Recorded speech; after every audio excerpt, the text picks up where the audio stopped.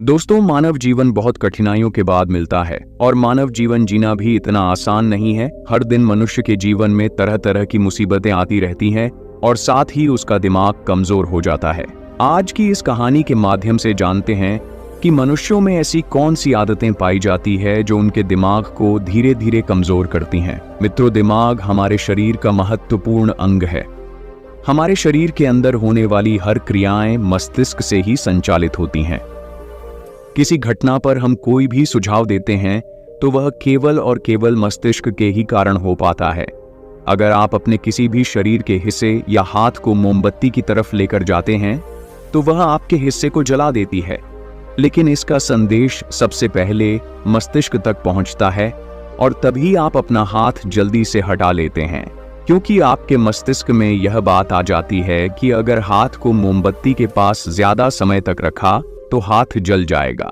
यदि व्यक्ति का मस्तिष्क ठीक से काम ना करे तो वह इस दुनिया में जीवन जीने के लायक भी नहीं रह सकेगा। सभी जीवित प्राणियों में मस्तिष्क जन्म से होता है और इसका विकास उम्र के साथ होता रहता है, लेकिन कई बार हमसे जीवन में कुछ ऐसी गलतियां या आदतें बन जाती हैं जो हमारे मस्तिष्क को कमजोर करती हैं, और इन आदतों के लिए कोई और नहीं बल्कि हम स्वयं जिम्मेदार होते हैं। दोस्तों, महात्मा बुद्ध की शिक्षा हर किसी के जीवन को नई दिशा दे सकती है। एक समय की बात है, महात्मा बुद्ध अपने कुछ शिष्यों के साथ यात्रा पर जा रहे थे। चलते चलते वे एक जंगल के में पहुंचे और अंधेरा होने लगा। महात्मा बुद्ध और उनके शिष्यों ने निर्णय लिया कि आज की रात वे यहीं पर बिताएंगे और कल सुबह होते ही आगे की यात्रा पर निकलेंगे।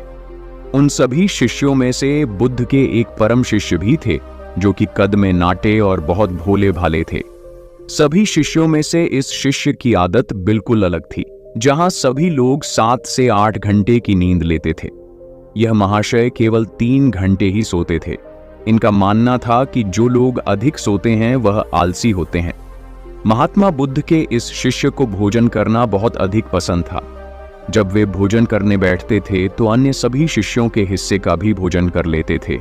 इसी प्रकार उनकी कई ऐसी आदतें थीं जो अन्य शिष्यों को परेशानी में डाल देती थीं। उस रात जब महात्मा बुद्ध और उनके शिष्यों ने जंगल के किनारे पर डेरा डाला, तब दूर दूर तक पानी की कोई व्यवस्था नहीं दिख रही थी। इस बार पानी खोजकर लाने की जिम्मेदारी बुद्ध के उन भोले भाले शिष्य को दी गई। महाशय मटका लेकर पानी की खोज में निकल पड़ा।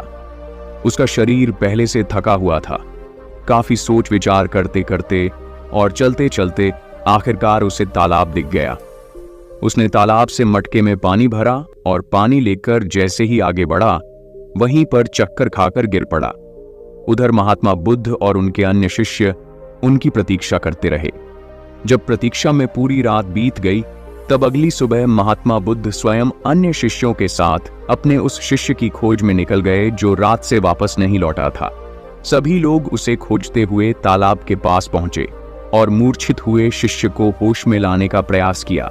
जब वह शिष्य होश में आया और महात्मा बुद्ध को अपने सामने देखा तो चौंक गया। उसे कुछ भी याद नहीं था कि वह तालाब के पास क्या कर रहा है। उसके इस व्यवहार को देखकर अन्य सभी शिष्य उस पर हंसने लगे और उसे मंद बुद्धि कहकर चिढ़ाने लगे। वह भोला भाला शिष्य वहीं पर रोने लगा और कहने लगे कि हाँ, मैं मंद बुद्धि हूं।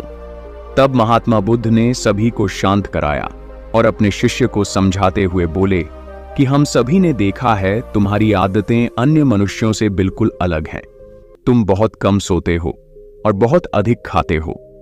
मैंने तुम्हारे अंदर एक नकारात्मक जीव को महसूस किया है जो तुम्हारे मस्तिष्क को दिन रात कमजोर कर रही है।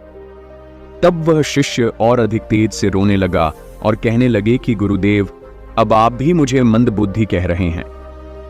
तब महात्मा बुद्ध ने कहा कि नहीं, ऐसा नहीं है। तुम एक होशियार और बुद्धिमान मनुष्य हो, किंतु तुमने कुछ ऐसी आदतों को पाल रखा है जिसके कारण तुम्हारा मस्तिष्क कमजोर हो रहा है।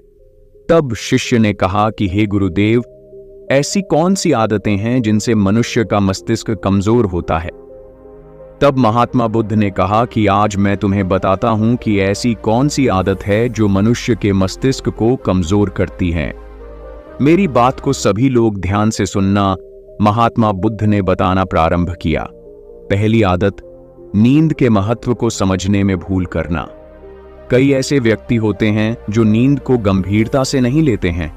उनका यह मानना होता है कि ज्यादा सोना समय की बर्बादी होती है।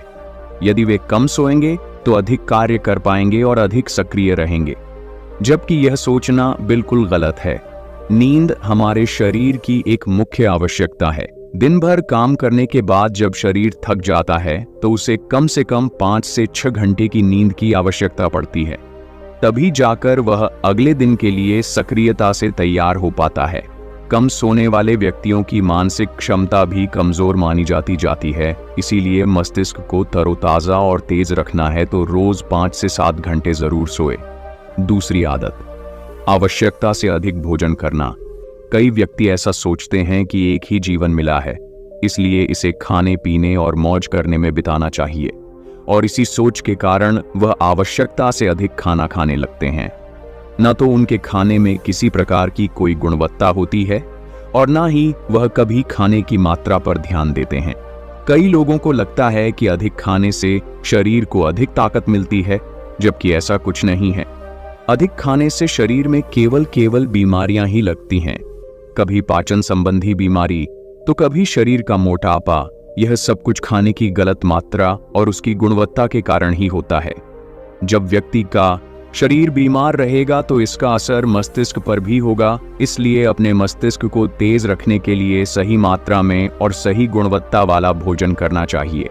तीसरी और खास आदत, खुद को कार्य करने की मशीन समझना। इस संसार में कई ऐसे व्यक्ति हैं जो दिन रात काम के पीछे भागते रहते हैं और इस बीच ना तो वे अपने शरीर को आराम देते हैं और ना ही कभी अपने परिवार को समय देते हैं। ऐसी आदतों से उनके जीवन में तनाव बढ़ जाता है और एक दिन ऐसी थकान हो जाती है कि फिर वह पहले के जितना सक्रिय नहीं हो पाते हैं। इसलिए अगर आप भी खुद को कार्य करने की मशीन समझ रहे हैं तो आप अपने शरीर को खराब करने के साथ साथ अपने दिमाग को भी खराब कर रहे हैं। इस आदत को आज ही खत्म करें और एक सामान्य जीवन जिए। जितनी आवश्यकता है उतना ही कार्य करें। चौथी आदत, बुरी आदतों की भरमार रखना। कई व्यक्तियों में आलस्य इतना अधिक होता है कि वह किसी भी काम को ठीक से नहीं कर पाते हैं।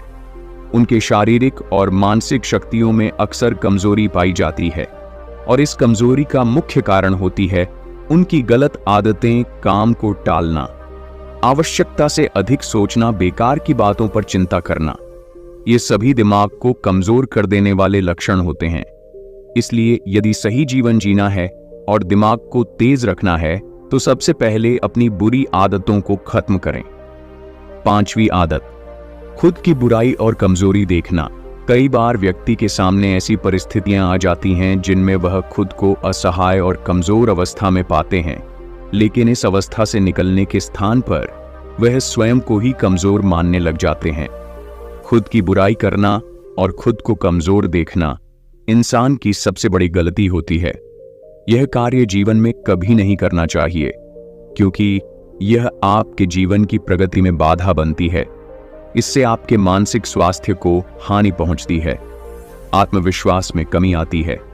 अपने दिमाग को तेज बनाए रखने के लिए खुद की बुराई कभी दूसरों के सामने नहीं करनी चाहिए, या स्वयं ही स्वयं की बुराई कभी नहीं करनी चाहिए। स्वयं को सकारात्मक बातें बोलनी चाहिए ताकि दिमाग सही दिशा में कार्य कर सके। छठी आदत, दिमाग में अतीत की नकारात्मक बातों को इकट्ठा रखना। कई बार व्यक्ति के जीवन में कुछ ऐसी अप्रिय घटनाएं हो जाती हैं जिन्हें वह चाहकर भी नहीं भुला पाते हैं, लेकिन एक सत्य यह भी है कि आप पीछे के समय में जाकर उस घटना को नहीं बदल सकते हैं। वह समय तो बीत चुका है और उसका जो भी प्रभाव आपके जीवन पर पड़ने वाला था वह पड़ चुका है। तो फिर दिमाग में अतीत की यादों को रखना कूड़ा इकट्ठा करने के समान ही होता है। जब अधिक कूड़ा इकट्ठा हो जाता है तो उसमें से बदबू आने लगती है और वह सड़ने लगते हैं। दिमाग के साथ भी कुछ ऐसा ही है। आप जितना अधिक पुरानी बातों को और नकारात्मक बातों को इकट्ठा रखेंगे वह आपको उतना ही अधिक परेशान करेगी।